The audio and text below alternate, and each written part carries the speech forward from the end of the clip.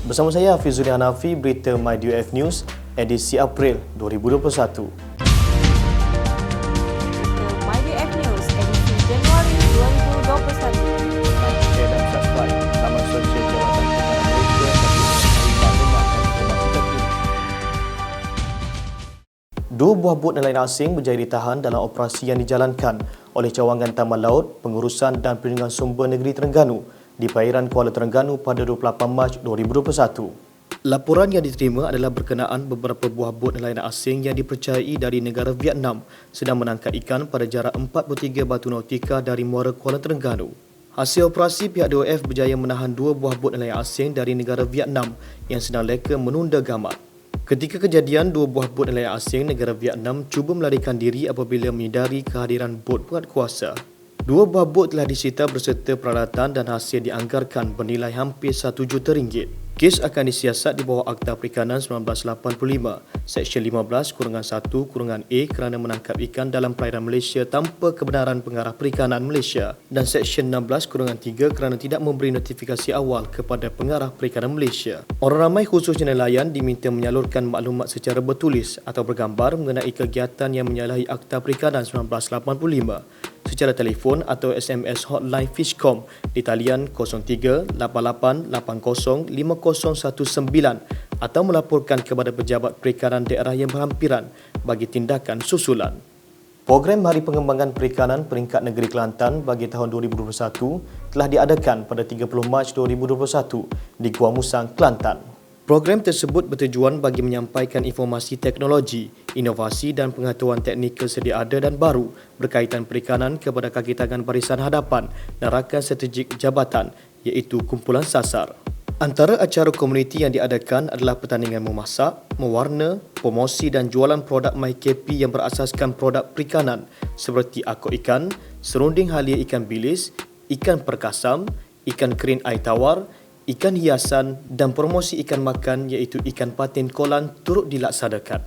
Selain itu, pelepasan benih ikan hasil sumbangan dari Pusat Pengembangan Akuakultur Perlok turut diadakan dan sebanyak 20,000 ekor ikan lampam sungai dilepaskan ke perairan umum Santuari MyKP Kampung Kesedah Calil. Aktiviti gotong royong membersih kawasan sungai turut dilakukan bersama komuniti sebagai simbolik menjaga sumber perikanan sungai setempat. Program turut disertai Yang Berhormat Haji Aziz, Timbalan Pengurusi Jawatan Kuasa Pertanian Industri Asas Tani, Bioteknologi, Teknologi Hijau dan Alam Sekitar Negeri Kelantan. Beliau turut memasang papan tanda Hargai Sumber Perikanan Semula Jadi Kita diiringi Pengarah Perikanan Negeri Kelantan.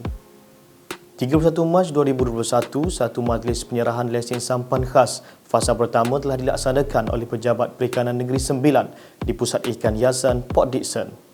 Penyerahan lesen telah disampaikan oleh Yang Berusaha Encik Halimi bin Abu Hanif, Pengarah Perikanan Negeri Sembilan kepada 23 penerima lesen sampan khas baharu dan turut menerima jaket keselamatan sumbangan Jabatan Perikanan Malaysia. Taklimat berkenaan undang-undang dan dasar pelesenan aktiviti menangkap ikan telah disampaikan oleh Encik Doreen V. Sion Lin, Ketua Cawangan Pengurusan dan Perlindungan Sumber Jabatan Perikanan Negeri Sembilan.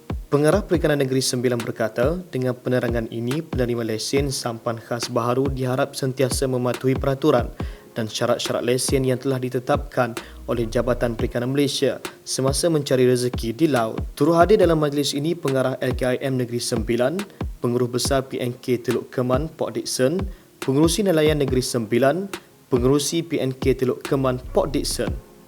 30 Mac 2021 telah dilaksanakan Program Monitoring, Control and Surveillance MCS dan interaktif bersama Komuniti Perikanan Darat Daerah Muar dan Tangkak, Johor oleh Pejabat Perikanan Negeri Johor.